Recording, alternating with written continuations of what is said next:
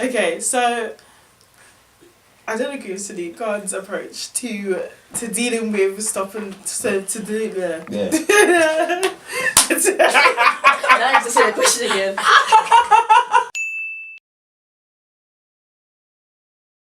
No, I don't agree with the initiatives to bring it back. Yes, he is wrong. Yeah. You think he's wrong? I think, well, okay.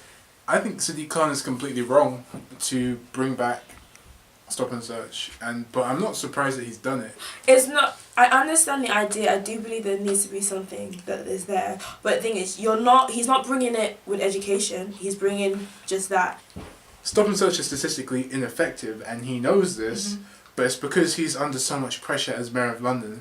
People are saying bad stuff about him. People are saying that knife. So he needs to be doing something. And for that reason, he's willing to throw young black and Asian people under a bus. I feel there was no real mention about trying to fix the actual problem, which is it's being used to target young black men. It's being used as a method of racial profiling. I don't think there was any mention of how to address that. You can't. It's really 2018, and you can't still be making young black boys feel like they're not welcome in this country. This is the only country they know. You can't even be like, oh, all their foreigners, blah blah blah.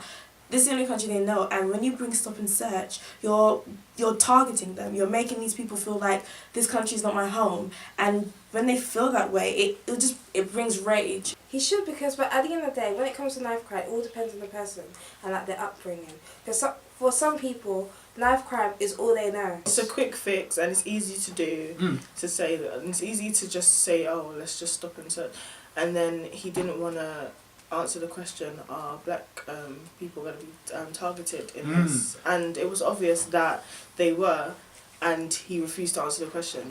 Violent crime had increased 31% year on year, 2017. So, like, he thought something needed to be done. You understand? If you are releasing a policy, and you are asked, will it target this certain group? Will it discriminate against a certain group?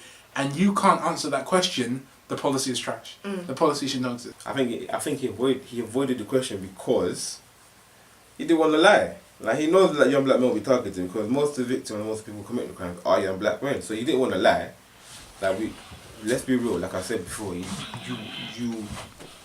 anybody would rather their son came to say that he got harassed than for police to come and tell you that his son's been stabbed. You know what I'm saying? That's the truth. If you think about it, he had to do something. So obviously he feels like he's pressured to do it, but he's not said, look, this was a problem within the first place, now I want to fix it so it can be better. It's true. Police numbers are down by so much, like 20,000 to 30,000 since 2010. The police force has been drained to the point they can't even react to terror information in their own neighbourhoods. So I just feel if anything is going to be done at all, reevaluate how it's been done in the past, reevaluate why it was even taken out in the first place, and see if it can actually go in some way to solve the problem.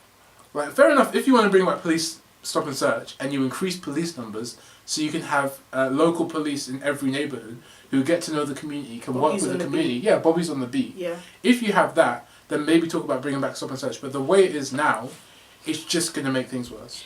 Okay. What do you think you should have done instead? Obviously, this is more long term, but I would bring more of a, let's tackle why people pick up knives or whatever, why people have this incentive to take someone's life. So find out reasons why. They don't have a home to go to. Some people, they're coming from like one care home to a foster home to another care home. There should be more research into why the numbers are climbing, why more people are going into that kind of stuff. That should be what we should be focused on. Years ago, when the similar issues were happening, when youth clubs were made and community programs were made that were educating boys against knife crime, the numbers did go down. A lot of those boys who would have been in that life ended up in uni now. Youth centres is one of the best things that the Blair government invested in.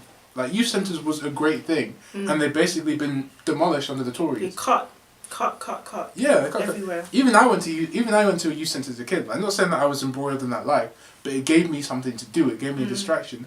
When it comes to the child itself, like you said, find out the real reasons why the child feels if they want to be naughty. Like no child wants to purposely be naughty for no reason.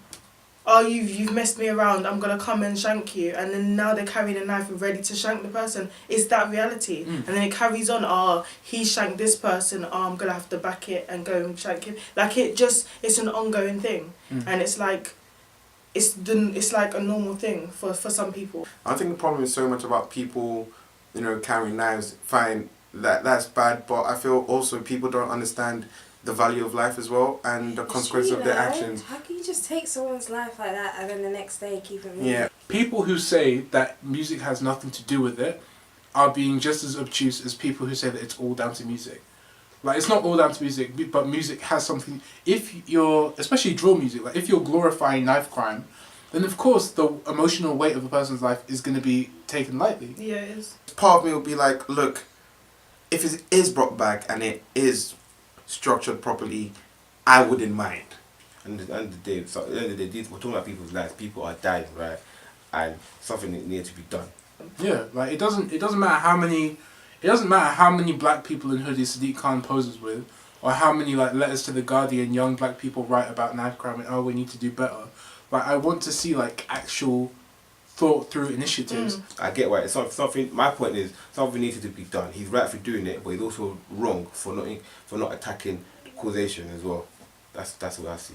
Yeah, stop and search is like, it makes great headlines in the Evening Standard, and it's a great, like, all these prejudiced white people who already didn't like young black people could be like, see, they were the problem.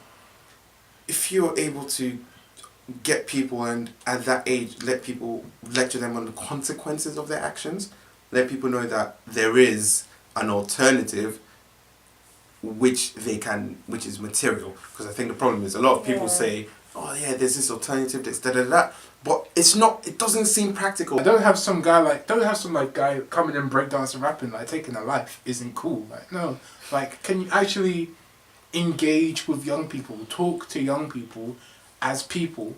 So basically, it shouldn't be brought back if it's just going to be what it was. But if you're going to change it, then sure. But that's my take. Yes, I do agree with Sadiq's conditions.